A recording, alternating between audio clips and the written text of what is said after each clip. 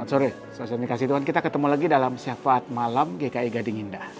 Saat ini saya ada di lingkungan Sekolah Tinggi Filsafat Teologi Jakarta, atau dulu disebut sebagai STT Jakarta. Ini kampus tempat saya menempuh studi S1 ya, Sarjana Sains Teologi.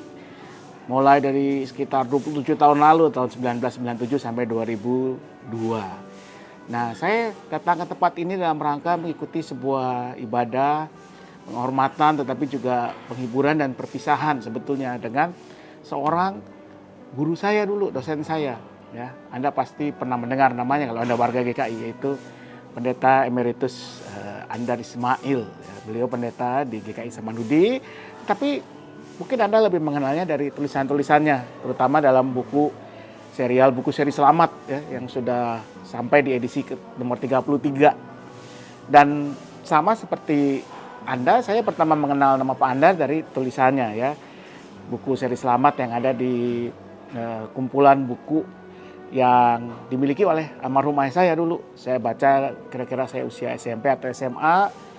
Dari buku-bukunya yang saya suka baca ya, satu seri Selamat, dua seri tulisan dari Anthony de Mello ya, Doa Sangkata, Kurung Berkicau dan sebagainya. Waktu itu saya tertarik dengan buku ketiga dari seri Selamat, yaitu Selamat Pagi Tuhan.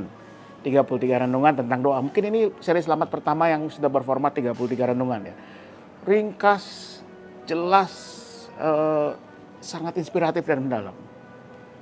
Maju beberapa tahun kemudian, saya menempuh studi di STT Jakarta, dan kemudian Pak Andar menjadi dosen saya, dan karena itulah saya memilih membuat rekaman ini di sini ya, karena saya merasa lebih mengenalnya di sini daripada di gereja. Biarpun kemudian saya juga jadi pendeta GKI, Pak Andar juga pendeta GKI. Ya, jadi beliau mengajar beberapa mata kuliah, khususnya pendidikan agama Kristen atau sekarang kita sebutnya pendidikan Kristiani, Christian Education. Dan memang beliau ini orang yang menarik, saudara. Dia tidak banyak bicara, dia akan bicara apa yang penting. Serius, disiplin, dan seperti yang banyak orang cerita, sangat disiplin ya. Bahkan mungkin orang akan menganggap kaku gitu ya. Kalau beliau sudah masuk kelas, jangan harap Anda bisa masuk kelas kalau Anda terlambat. Pintu sudah ditutup. Tapi dalam perjalanan bersama dengan Pak Andar beberapa kali menempuh kuliah yang di Ampunya, saya menemukan ketika kami berkuliah di kelas yang kecil, pendekatannya total berbeda. Saya pernah berkuliah bersama dengan 4 atau 3 rekan lain, jadi kami hanya berlima kalau nggak salah. Kuliahnya bukan di kelas, tapi di ruang kerja Pak Andar di lantai 3 atau lantai 2, saya lupa. Pak Andar bukan cuman tidak menutup pintu, tapi bahkan ketika ada yang belum hadir, dia akan minta kami untuk cari supaya tidak ada yang tertinggal di kelas. Ya, pendekatannya lebih personal, lebih akrab. Lalu beliau juga orang yang tidak segan-segan memuji ya. Kalau kita punya hasil, kita mendapat hasil yang baik untuk ujiannya, dia akan berikan pujian yang tulus ya. Pekerjaan yang bagus, good work misalnya. Dan beliau juga memang pendidik yang luar biasa ya. Satu yang unik dari Pak Andar itu, kami bisa beberapa kali mendapat nilai A+, ya, lebih dari A, karena memang ada nilai yang lebih diberikan karena beliau mengatakan, oh ada soal dari 10 ujian. Jadi kalau Pak Andar tes itu kalau di kelas yang besar biasanya hanya berupa pilihan ganda 10 soal, kelihatannya gampang tapi susahnya luar biasa.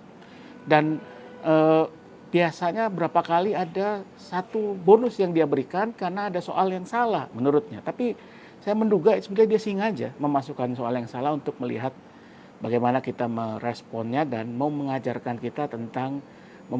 kepada kami tentang bagaimana mengakui kalau ada yang salah dan mengapresiasi.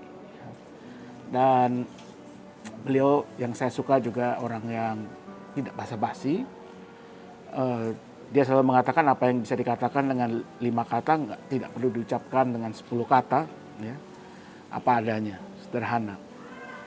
Untuk saya bersyukur sempat diminta bantuannya, membantu 2 kali mengetik seri Selamat. Ya, saya lupa yang mana, Anda boleh cari sendiri.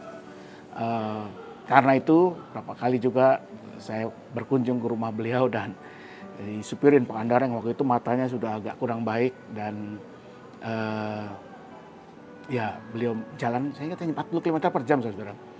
Saya sampai rada gregetan ya.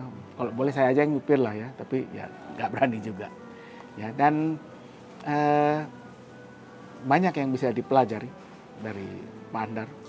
Bagaimana dia bisa mengemas apa yang rumit, sukar menjadi mudah dimengerti. Dan ini bukan hal yang mudah saudara. Kita sering mengira makin banyak kita bicara, makin panjang percakapan kita, makin rumit dan canggih yang kita katakan, berarti itu makin hebat. Tapi Pak Andar mengajarkan justru ketika apa yang rumit, yang canggih, yang sukar bisa disederhanakan dengan kata yang sesederhana dan sesedikit mungkin. Justru disitulah ada yang luar biasa.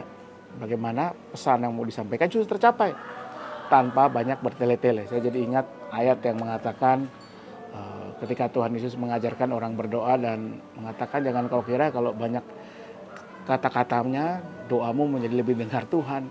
Ya, justru doa yang begitu ya jangan-jangan hanya men-serve kita sendiri, melayani diri kita sendiri, ego kita, keinginan kita. Tapi ketika kita mau jujur, tulus apa adanya, sederhana, disitulah kita bisa menemukan Tuhan dan kebenarannya. Dan mungkin itu yang mau diajarkan, dibagikan oleh Pak Andar lewat tulisannya, lewat bagaimana ia mengajar kami para mahasiswa dan lewat apa yang dia lakukan di gereja ya, membina dan sebagainya. Dan itu sebuah kenangan yang baik. Dan karena itu saya bersyukur kalau hari ini saya bisa hadir dalam ibadah yang diadakan oleh STT Jakarta. Jadi selain dilakukan di GKI Samanhudi sebagai jemaat tempat pendeta Andar bertumpu, dilakukan di STT Jakarta sebagai penghormatan pada beliau sebagai dosen hari ini sebelum kemudian jenazahnya diperabukan. Jadi terima kasih pada Tuhan saya boleh mengenal, boleh belajar dari Pendeta Andar Ismail, baik lewat kelas, lewat tulisan, tapi juga lewat keteladanan. Dan semua itu adalah bekal yang berharga. Dan saya berharap saudara-saudara juga bisa belajar ya. Paling enggak tulisannya masih ada. Ya, Anda bisa mendapatkan tulisan-tulisan Pendeta Andar yang sangat inspiratif, sederhana, simpel tapi sangat berisi. Selamat malam, Tuhan memberkati selalu. Dipanggil untuk berbuah, berguna, bukan asal berbuah, tapi berbuah seoptimal mungkin dengan kualitas dan kuantitas dan seefisien, seefektif mungkin. Kita, kata Kristus, kita adalah pohon buah dan kita ada bukan sekadar supaya ada, tapi supaya berbuah. Terima kasih Anda mau membaca buku Selamat Berbuah ini. Semoga Anda juga berbuah di bidang Anda masing-masing. Mari kita berdoa. Ya Tuhan, terima kasih untuk segala anugerah yang Tuhan berikan pada hidup kami. Biarlah anugerah itu selalu kami pergunakan lewat apa yang bisa kami berikan untuk menyatakan, menjadikan hidup kami berkat bagi orang lain. Biar dalam hidup ini kami terus berakar dalam Tuhan, bertumbuh dalam iman dan berbuah dan buahnya bisa dinikmati oleh banyak orang di sekitar kami. Lewat karya yang kami kerjakan, lewat kehadiran kami, lewat waktu, tenaga, pikiran, hati yang kami bagikan untuk sesama kami. Kami percaya apapun yang Tuhan sudah berikan, besar atau kecil, banyak atau sedikit, semuanya akan Tuhan sempurnakan untuk menjadi berkat yang baik bagi orang-orang di sekitar kami. Lalu kami mau serahkan kepada Tuhan untuk sempurnakan dan gunakan. Kami berdoa untuk kehidupan kami sebagai masyarakat Tuhan yang terus berikan hikmat dan kesediaan kepada kami semua untuk bersama-sama melakukan apa yang baik juga bagi kehidupan bersama ini. Biar setiap orang dalam masyarakat kami juga mau menjadi berkat bagi sesamanya.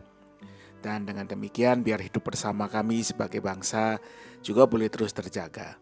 Kami mau berdoa untuk gereja kami, untuk persekutuan kami di GKI Gading Indah. Biar setiap orang dalam persekutuan ini, dalam perannya masing-masing juga boleh terus bertumbuh, berakar, dan berbuah dalam hidup persekutuan.